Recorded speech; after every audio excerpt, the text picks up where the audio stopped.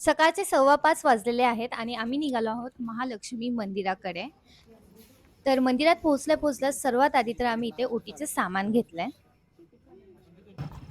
Exactly आता 5:30 वाजलेले आहेत आणि आता आम्ही पोहोचलो आहोत मंदिरामध्ये. आणि आरती चालू झालेली नाहीये. ते तरी आता पोहोचतो आम्ही तरी आतमध्ये जाऊन, पण आता तरी आम्हाला कळलं की अजून आरती सुरू झालेली नाहीये. नाही, आवाज येत नाही आहे ना? हो, आवाज नाही होते. हो, आता नक्की मिळते का?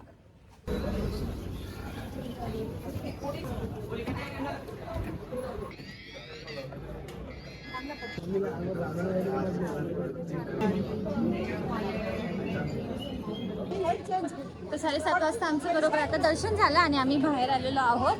तर आरती काही आम्हाला आज मिळालेली नाही, म्हणजे आम्हाला उशीर झाला होता. तर आम्हाला लाईन मध्ये जवळपास अर्धा पाऊण तास लागला. नाही, आपण आलो तेव्हा आरती सुरू होती, फक्त रांग लंबी होती त्यामुळे आपल्याला आतून जाता आलं नाही. आरती पाहिजे असेल तर 5 वाजता तुम्ही मंदिरात या. पाहिजे. आणि जर तुम्ही लेट झाले तर रांग बघा.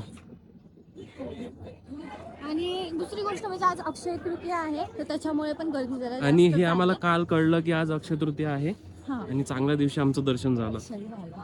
तर आता आमचा प्लॅन असा आहे की आम्ही इथून डायरेक्ट आता ज्योतिबाला जाणार आहोत, कारण ज्योतिबाचं दर्शन होणे इम्पॉर्टंट आहे सर्वात पहिला. तर आता बघू, तिथं मुख दर्शन होत आहे, तिथं लाईन एवढीच आहे, तिथं पाहतो. तर मंदिराच्या बाहेर पडताच आम्हाला थालीपीठाचे स्टॉल दिसले, तर विचार केला चला तिथेच नाश्ता उरकून घेऊया आणि लगेच आम्ही निघालो ज्योतिबा मंदिराकडे.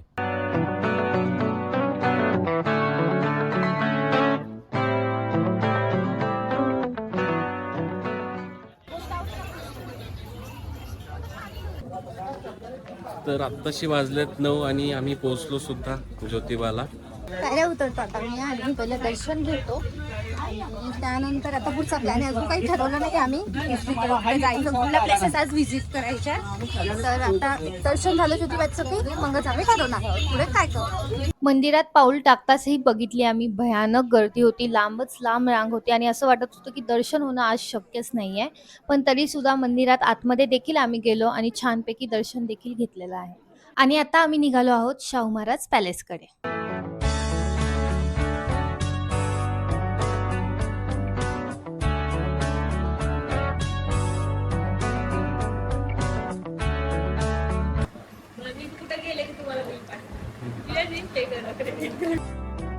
जस्ट आम्ही पोहोचलो आहोत शाहू महाराज पॅलेस मध्ये आणि लगेचच आम्हाला इथं चालताना सुंदर असा मोर दिसला.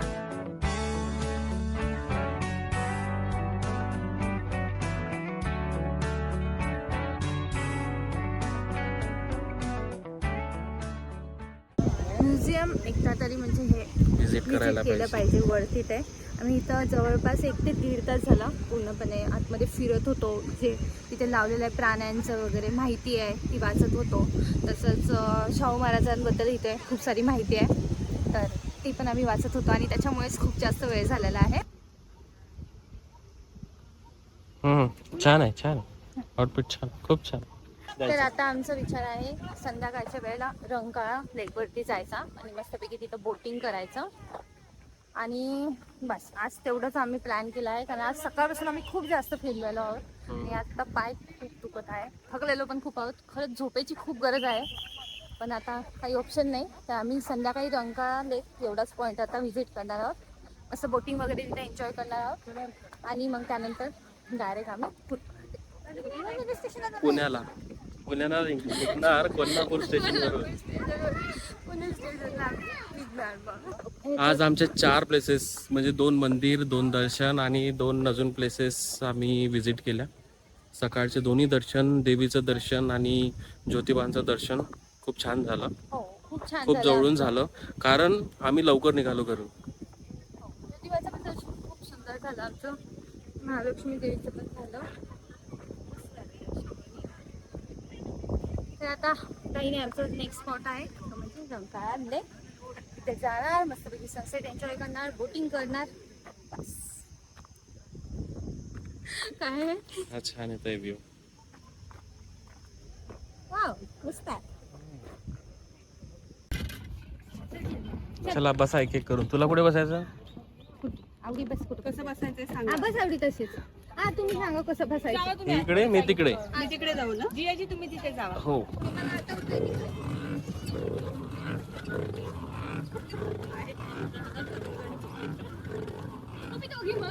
मग बरोबर आहे ना. हे पाठचाल पोट डोकं पण घरी जाऊन भांडा.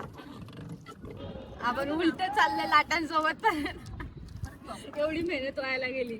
खरंच चाललो हो यार. थोडी एक्सरसाइज पण आपली झालेली आहे बाहेरचं खाणं खाऊन.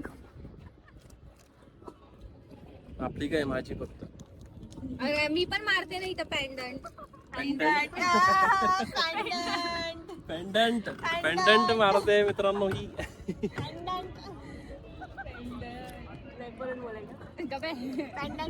आम्ही बोटिंग केली, मजा आली. आम्ही जास्त मजा आली. जास्त चौघांची आम्ही पॅडलवाली बोट घेतली होती, पण अचानकच वातावरण बदललं बघा. असं वाटत आहे की खूप जास्त धो धो पाऊस पडणार आहे.